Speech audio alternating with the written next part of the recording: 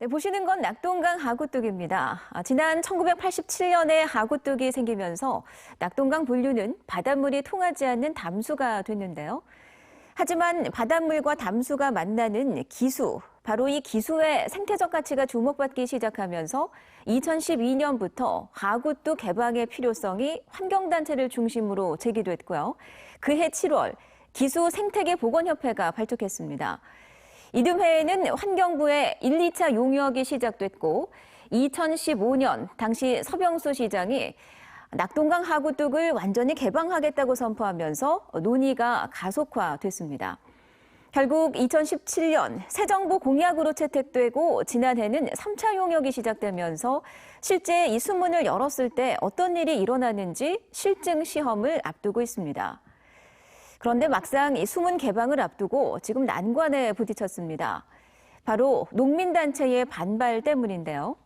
하지만 정부와 부산시는 내일 예정대로 시범 개방을 추진한다는 계획입니다. 이 같은 낙동강 하구뚝 개방을 둘러싼 논란을 조재형 기자가 짚어봤습니다. 낙동강 하구뚝이 32년 만에 열립니다.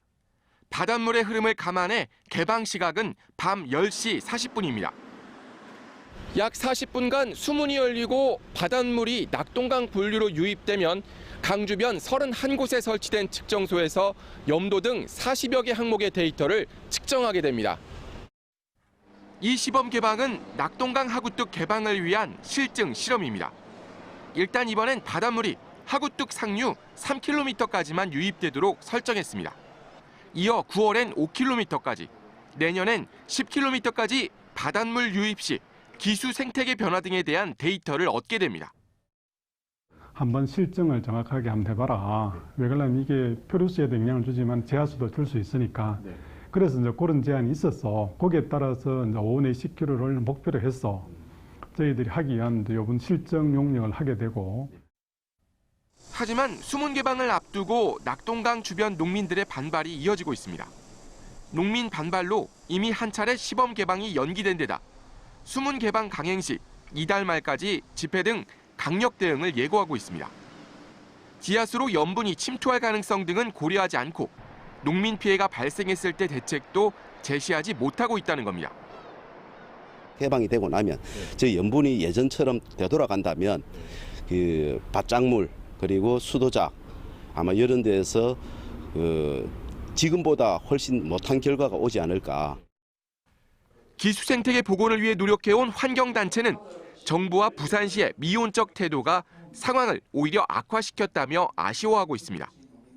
지난 용역 결과 전면 개방이 아닌 부분 개방 시 농민 피해가 거의 없는 걸로 나왔는데도 농민들에게 정확한 사실 전달을 하지 않고 있다는 겁니다.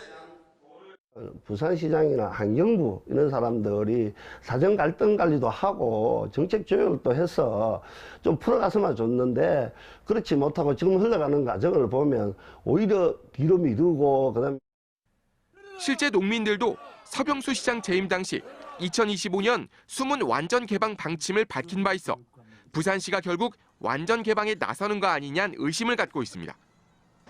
꼬일 대로 꼬인 상황 속에 당초 성대하게 치러질 예정이던 수문 개방 행사는 시장 참여 없는 조촐한 행사로 축소됐습니다. MBC 뉴스 조지영입니다.